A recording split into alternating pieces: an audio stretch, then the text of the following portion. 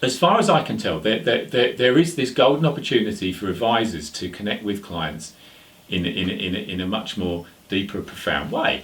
And that's not to say they don't connect with their clients already. However, if we look historically, advisors' attention has been on qualifications and getting up to speed with what the regulator wants.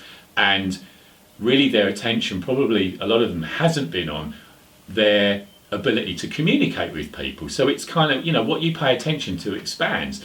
So there are a lot of very highly qualified advisors out there who haven't correspondingly focused on their ability to communicate. And therefore, this area is absolutely open for advisors to improve. And as they improve in that area, everything else improves. So their client relationships improve, meaning that they'll attract more business, their clients will be more loyal, they'll get more referrals. It's far more fulfilling for them personally to interact with clients in a deeper way. So there are no real downsides to that. Well, I believe that the ultimate leverage point for creating more value is in the conversations that advisors have with their clients. Why would I say that? Because all the recommendations, the planning, the advice that the advisor gives can only be based on the quality of the information that they glean from the client. So the higher the quality of the information, meaning the relevance of the information that they get from the client about their life. So for example, the deeper that the advisor understands the client's circumstances, their goals, their dreams, their ambitions, their fears, their concerns, the more that he or she can feed their input into what they discover. I mean, communication, the ability to communicate is a prerequisite for building a very high quality business, and where a lot of money is being put into removing the human element from advice, then if you're a human being, you want to leverage the human element. You want, that, because that is the thing that a machine cannot ever do.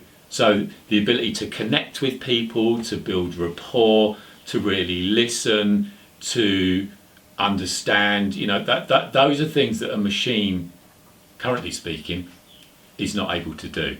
And therefore it makes total sense to leverage the area that is, in a way, your trump card. Well, through trial and error and noticing what was going on with people that were coming through us historically, is that teaching people behaviours often doesn't work. And the reason is because behaviour is after the fact of state of mind. So what we're saying is that,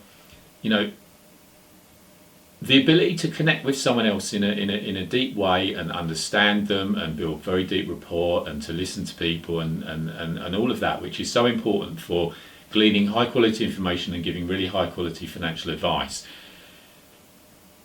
That's easy to do when we have very little on our minds, and it's very hard to do when we have a busy mind. And basically, people don't realise how much they have on their minds. Now, rather than giving them a prescription to get stuff off their minds, we just share an understanding of state of mind and what creates it.